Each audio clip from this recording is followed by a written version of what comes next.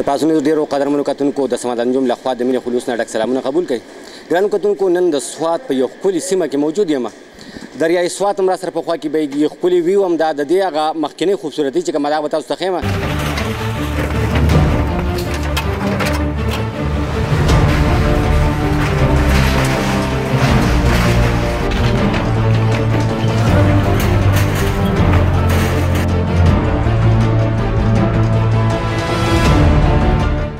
ګرانو کتونکو، دا تاسو چې کوم ښکلیوالي ولیدو، دا ښایستونه مو ولیدلو، دغه ښایستونه پس تاسو ته موږ د دې ځای چې اوس دې کوم حل ته ښایو، په هغې باندې به د دې ځای مالک سره خبرې کوو. اول د دې ځای دا حل وګورئ.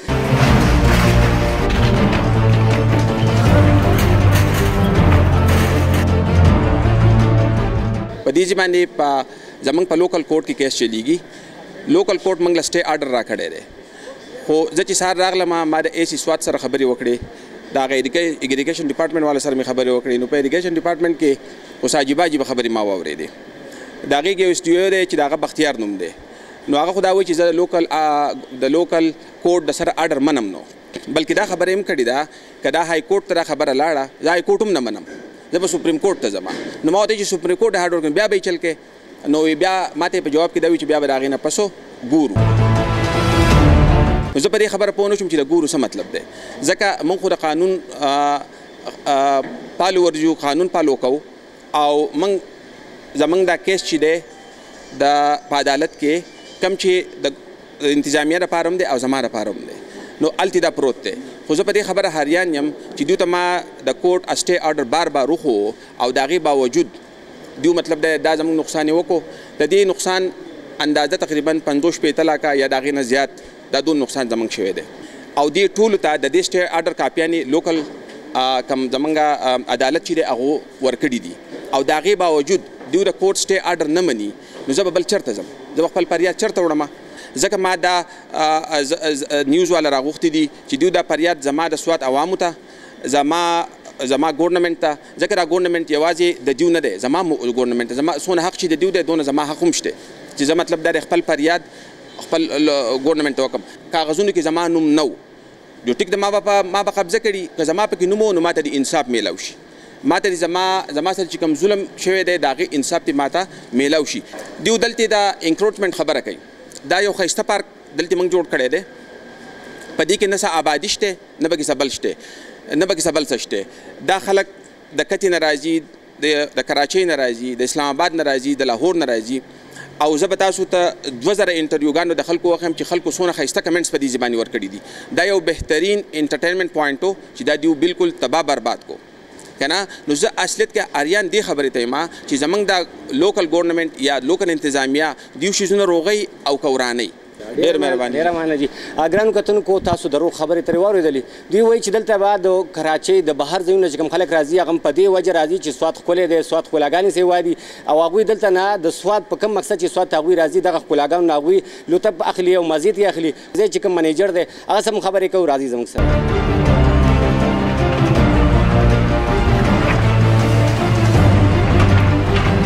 بیګا د شپې داسې واقع شوې ده، تقریبا 3-4 بجې اریګیشن ډپارټمنټ والا راغلی دي، ورسره لوکل انتظامیه راغلی ده. هغو چې کوم دی شیولې راوستي دي، اکسیویټر یې راوستي دي او بله نفري راوستې ده، خو موږ ته یې پیشګي څه نوټس نه دی راکړی. قانون خو دا دی چې ته یو ځای ته ځې،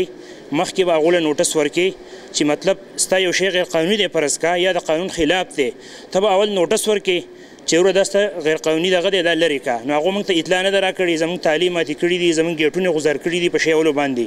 ډاریک راغلي دي. او دننه چې کوم دی نو لکه دننه خو زموږ په سیند په غاړه موږ آبادي نه ده کړې چې موږ آبادي کړې ده، یا یو بلډینګ ودرولی دی، یا یو مطلب دا دی څه نور څه دغه کړی دی، خو یو اوپن سپیس ځای دی، اوپن هټس دي لکه سیند په غاړه باندې، او هغې کې خلک کیني را کیني، په دې باندې څه پخه آبادي نه ده شوې، مطلب چې موږ پرې بلډینګ جوړ کړی دی یا موږ نور څه کړي دي. او دې کې بله خبره دا ده چې په دې کې زموږ د ځمکې کوم دغه چې دي مالکان چې دي د دې پراپرټۍ د هغو په کوټ کې کیس چلیږي د سیول جج سره، په هغه کې باقاعده سټې آرډر چې کوم دی د مخکې نه روان دی چلیږي. دوی چې کوم دی د توهین عدالت کړی دی، کلیر کټ چې کوم دی د سټې وایلیشن کړی دی او د عدالت د آرډر خلاف ورزي کړې ده. نو لکه قانون په خپل لاس کې اغستی دی او دا کم کار چې کړی دی نو دا کار خو داسې خو که مطلب امریکا لګي او په افغانستان کې بمباري کوي که نه نو دومره نقصانات په هغې هم نه یې کړي لکه بېګا چې هغو موږ لکه نقصان را کړی دی لکه ته وایې چې یا میزایل را غورځېدلي دي یا چېرته یو غټه دماکه شوې ده هر څه چې کوم دی تس نس کړي دي جنګلي بوټي د بجلۍ پیپونه تارونه لکه ډېر زیات یې را سره کړی دی لکه د قانون مکمل قانون په خپل لاس کې اخیستی دی اریګیشن والا چې کوم کار کوي که نه هغه موږ په خپلو پیسو باندې کړی په کار ده چې په دې باندې هغو موږ ته یو قسم لداد را کړی وی چې تاسو لکه مطلب سیند طرف ته دومره غټ دغه کړی دی خپلې پیسې یې لګولي دي د اوبو نه یو هغه بچاو کړی دی چې دې خوا نه راځي روډ نه خرابوي د خلکو پټي نه خرابوي د خلکو آبادیان نه خرابوي نو هغو چې کوم دی الټه لکه موږ چې کوم دغه د هغو هغه کار موږ کړی دی هغه هم چې کوم دی نه پرېږدي او لکه دغه کوي لرکۍ او ورانه یي موږ چې کوم دی ونې نه ده پرېښودی بوټی نه دی پرېښودی یو بوټی موږ په 22,000 په 30,000 په 35,000 روپۍ اخیستی دی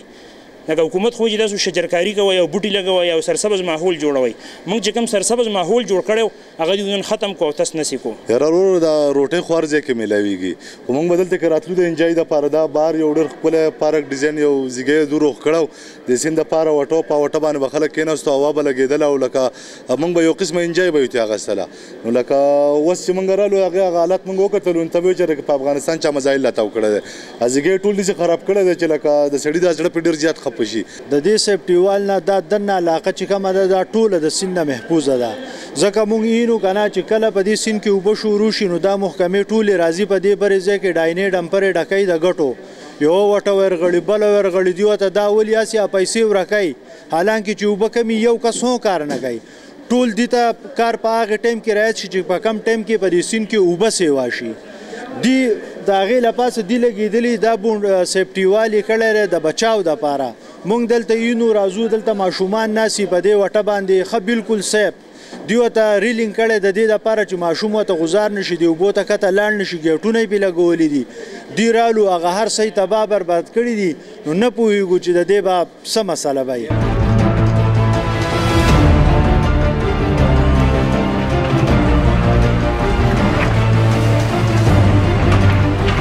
که یو طرف ته حکومت په سوات کې د تجاوزاتو خلاف اپریشن شروع کړی دی نو بل طرف ته په دې تجاوزاتو اپریشن باندې د هوټل او د ځمکې مالکانانو سره سیلانیانو هم ډېر د خفګان اظهار کړی دی د کیمرامین عجب خان سره صمد انجم پاسون نیوز پیزاګټ سوات